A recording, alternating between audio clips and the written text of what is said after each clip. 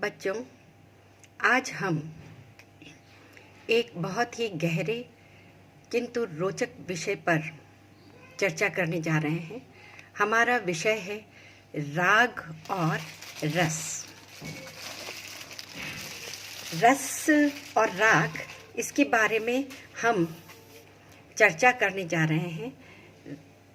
जैसा कि आपको नाम से ही विदित होगा, रस एक आस्वादन की वस्तु है।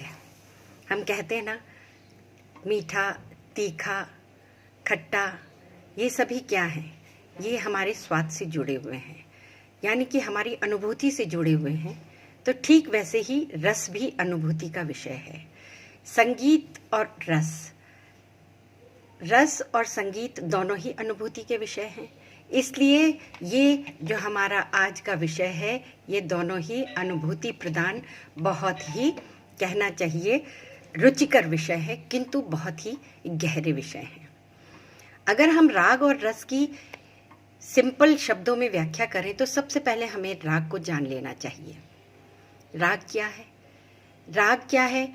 हम शुरू से पढ़ते आ रहे हैं कि राग एक ऐसी स्वरों की रचना है जो कि जनचित्त का रंजन करती है, जिसके लिए हमारे ग्रंथों में उल्लेख है। पंडित शारंग देव ने जिसके लिए उल्लेख किया है, क्या है कि योयम ध्वनि विशेषस्तु, ध्वनि की वह विशिष्ट रचना राग कहलाती है जो कि जनचित्त का रंजन कर सके। योयम ध्वनि विशेषस्तु स्वर वर्ण विभूषितः रंज को जनचित्ता नाम सह रागः कथितो बुद्धे। वस्तुतः अगर हम सामान्य शब्दों में बात करें तो कई बार ऐसा भी होता है जब हम बहुत हर्षोल्लास से परिपूर्ण होते हैं और वहाँ पहुंचकर हमारी जो चेतना है वो शून्य हो जाती है, और ये जो तन्मयता की अवस्था होती है, इस तन्मयता की अवस्था को ही रसानुभूति की संज्ञा दी गई है। संगीत में आपको अनेक बार ऐसी अवस्था से रूबरू होना पड़ता होगा। कई बार ऐसा संगीत होता है जिसको सुन करके हम बिल्कुल ही मंत्रमुग्ध हो जाते हैं। हमारा हृदय जो है वो संवेदनशील होकर रस की अवस्था को प्राप्त कर लेता है, और उस समय हम अपने आसपास के वातावरण से चेतन शून्य होकर एक अभूतपूर्व आनंद का जो है वो रसास्वादन करते हैं। और ये जो आनंद है वो ही ब्रह्मानंद सहोदर कहा जाता है, यानी कि रस इज इक्वल टू आनंद। आनंद जो शब्द है उसी की ही शास्त्रोक्त परिणति रस के रूप में की गई है। यानी कि राग और रस दोनों ही इतने गहरे रूप से संबंधित हैं कि इनको अगर पृथक किया जाए तो राग का तो कोई अस्तित्व ही नहीं रहेगा, और कोई भी गेय रचना या काव्य हो वो भी रस शून्य होकर कभी भी जनचित्त का मनोरंजन नहीं कर सकती है। ये तो हुई बात मनुष्यों की। आप लोग बच्चों साथ में नोट्स भी लिखते जाएं, जैसा कि मैंने आपके सामने ये पूरा टेक्स्ट रखा हुआ है, आप इसको भी लिखते जाएं। और वैसे मैं आपको ये टेक्स्ट आपके व्हाट्सएप ग्रुप पे भी प्रोवाइड करूँगी। अगर साफ नहीं दिख रहा है तो आप अपने व्हाट्सएप ग्रुप से भी उसको देख पाएंगे। तो हम पुनः विषय पर आते हैं। मानव की बात नहीं, आप समस्त चेतनशील प्राणियों की बात करें तो, चाहे वो पशु हो चाहे पक्षी हो, संगीत का जो प्रभाव है, संगीत की जो स्वर लहरियाँ हैं, वो इंसान तो क्या पशुओं को भी प्रभावित कर देती है। हिरण जैसे जानवर जो होते हैं वो भी उस लहरी के साथ मंत्रमुग्ध होकर के और बंधे चले आते हैं। जैसा कि चैतन्य महाप्रभु जंगल में निकलते थे, हरिदास जी की स्वर लहरियाँ निकलती थी, तानसेन जब गाते थे, तब उनका तो ये भी उदाहरण है कि पशु पक्षी क्या, जो मेघ है वो तक बारिश कर देते थे। तो ये सब कुछ एक रस सृष्टि का प्रभाव कहा जा सकता है, जिसमें कि मंत्रमुग्ध हुआ सा व्यक्ति जो है वो अपनी चेतन शून्यता की स्थिति पे प्राप्त हो जाता है। इसीलिए पंडित शारंगदेव ने रत्नाकर में मनोरंजन को जोड़ा है। शारंगदेव ने संगीत रत्नाकर ग्रंथ में उल्लेख किया है कि ध्वनि की उस विशिष्ट रचना को राग कहते हैं, जो स्वर और वर्ण से विभूषित होकर जनचित्त का रंजन करे। बुद्धिमान लोग उसे ही राग की संज्ञा देते हैं। अब रस जो शब्द है वो प्राचीन काल से ही हमारे जो भारतीय मनीषी रहे हैं उनके एक विवेचना का विषय रहा है। रस को संगीत की आत्मा माना गया है। हमारे उपनिषदों में भी रस शब्द को सौंदर्य से जोड़ा है। परम सौंदर्यानुभूति जो है वो रस के समकक्ष मानी गई है। हम कहते हैं ये चीज बहुत खूबसूरत है। खूबसूरत यानी कि सुंदर है, सौंदर्य प्रधान है। वो उससे हम हर्षातिरेक को इसलिए प्राप्त होते हैं क्योंकि वो हमें आनंद प्रदान करता है। तो सौंदर्य चीज जो है वो आनंद से जुड़ी है और आनंद ही रस से। इसीलिए उपनिषदों में रस शब्द को जो है वो परम आनंद सौंदर्यानुभूति के शब्दों में गूंथा गया है। यानी कि सौंदर्य शास्त्र जो है, वैसे देखा जाए तो सौंदर्य विषय पाश्चात्य विद्वानों का है। जो सौंदर्य है वही भारतीय मनीषियों द्वारा रस के रूप में विवेचित किया गया है। तैत्तिरीय उपनिषद में भी इस संबंध में बहुत ही विस्तृत व्याख्या मिलती है। तैत्तिरीय उपनिषद में उल्लेख मिलता है रसो वै रस, यानी कि जिसका आस्वादन किया जाए। रस स्यतः इति रसः, जिसका स्वाद लिया जाए वही रस है। ये बहुत ही सटीक व्याख्या लगती है। रस स्यतः इति रसः, यानी जिसका आस्वादन लिया जाए वही रस है। और रस के संबंध में हमारे विभिन्न विद्वानों ने इसकी अलग अलग तरीके से व्याख्या की है और रसों की संख्या के बारे में हमें बताया है। उसके बारे में हम आपके सामने एक विस्तृत विवेचन प्रस्तुत करेंगे। अब जो विभिन्न विद्वानों का जैसे ही नाम आता है तो सबसे पहले हमारा जो है वो ध्यान भरत की तरफ जाता है। रस संप्रदाय के प्रणेता जो हैं वो भरताचार्य माने गए हैं। यहाँ आपको मैं ये बात बता दूं कि ये भरत शब्द जो है वो अनेक स्थानों पे अनेक तरीके से प्रयुक्त हुआ है, लेकिन हम जिन भरत की बात करते हैं वो नाट्य शास्त्र के प्रणेता हैं। अब संभवतः वे ही रस संप्रदाय के भी प्रणेता रहे होंगे। नाट्य शास्त्र हमारा संगीत का प्रथम शास्त्रोक्त ग्रंथ माना गया है, जिसमें कि भरत ने नाट्य की शैया के रूप में संगीत को प्रतिष्ठित किया है और इसीलिए नाट्य के 9 रसों के साथ में संगीत का जो है संबंध जोड़ा है और संगीत की जो आस्वादनीय स्थिति है उसको नाट्य से जोड़ा है।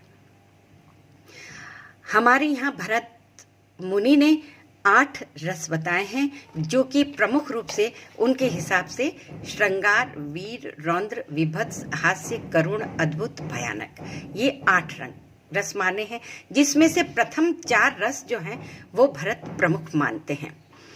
संगीत काव्य के लिए विशेष पोषक श्रृंगार रस जो है वो एक बहुत महत्वपूर्ण रस है, जिसको कि काम रस में समाविष्ट किया है। बहुत से विद्वानों ने छोटे छोटे अनेक रस जैसे वात्सल्य रस, भक्ति रस, उदात्त रस, प्रेयान रस, ये बहुत से रस माने, किंतु ये सब उससे जो यह प्रमुख 8 रस हैं उससे जुड़े हुए से रस हैं। जैसे कि श्रृंगार रस का पोषक रस जो है वो काम रस माना गया, यानी कि श्रृंगार रस और काम रस एक ही चीज है। विद्वानों द्वारा रसों की संख्या बढ़ाते हुए इस तरह से इनका उल्लेख किया गया है। कुछ विद्वान द्वारा श्रेष्ठ रसों के नाम अलग अलग तरह से बताए गए हैं। जैसे अभिनय गुप्त का कथन है कि शांत रस बहुत श्रेष्ठ है, भवभूति करुण रस को मानते हैं, इसी तरह से भोज जो है वो श्रृंगार रस को मानते हैं। आचार्य भरत का जो है वो 7 स्वरों से पृथक पृथक रस निष्पत्ति का जो सिद्धांत है उसके बारे में भी हम आपको बताना चाहते हैं। आचार्य भरत ने 7 स्वरों के डिफरेंट रस बताए हैं। मध्यम तथा पंचम को उन्होंने हास्य और श्रृंगार रस से जोड़ा है। इसी तरह षडज और ऋषभ को उन्होंने वीर और अद्भुत रस से जोड़ा है। षडज और ऋषभ जो स्वर हैं 2, इनको उन्होंने वीर और अद्भुत रस से जोड़ा है। गंधार और निषाद को करुण रस से जोड़ा है। दैवत को विभत्स तथा भयानक रस से जोड़ा है।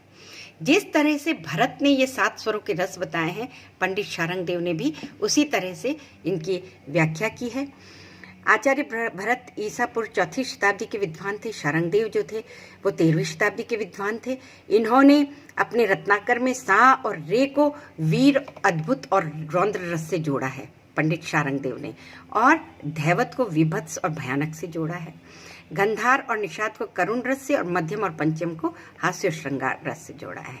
अच्छा, नारद ने भी स्वरों के साथ रसों को जोड़ा है। नारद के अनुसार जो षडज स्वर है वो अद्भुत तथा वीर रौद्र जो है वो ऋषभ से जुड़ा हुआ है, गंधार शांत से जुड़ा हुआ है, मध्यम हास्य से, पंचम श्रृंगार से और धैवत विभत्स से। ये तो हमारे सभी जो है वो प्राचीन और पूर्व मध्यकालीन ग्रंथकारों की स्वरों से जुड़ी हुई जो रस विवेचना थी वो थी।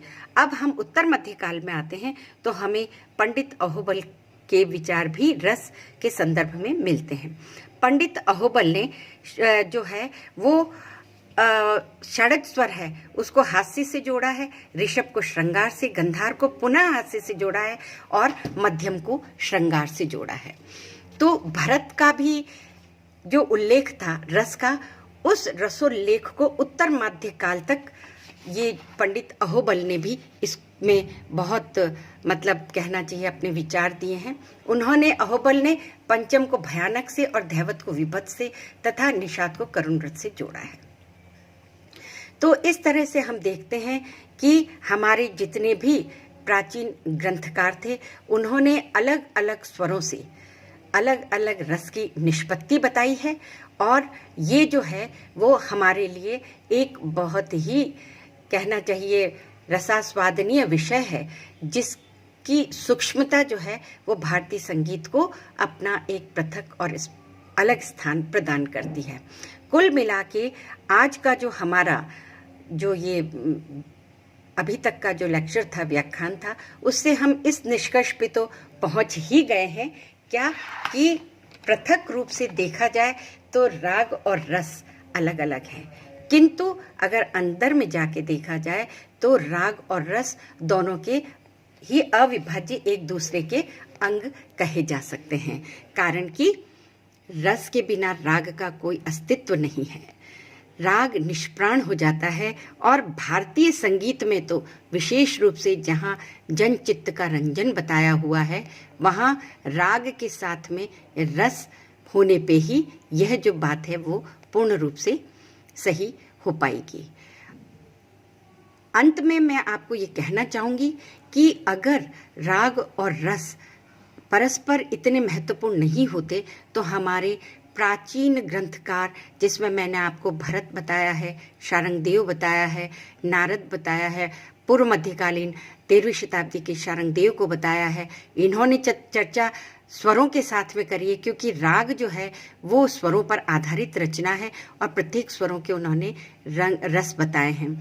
फिर उत्तर मध्यकाल में हम आते हैं तो अहोबल से हम शुरू करें तो अहोबल की भी मैंने आपको स्वरों के साथ में रसों की चर्चा के बारे में विस्तृत जानकारी दी है। अब हम कल आपको इन जो स्वर हैं उनके रस के साथ ही उनके कलर और स्वभाव तथा प्रकृति के बारे में भी विस्तृत जानकारी देंगे, जो कि हमारे भारतीय संस्कृति का अभिन्न अंग है। धन्यवाद बच्चों।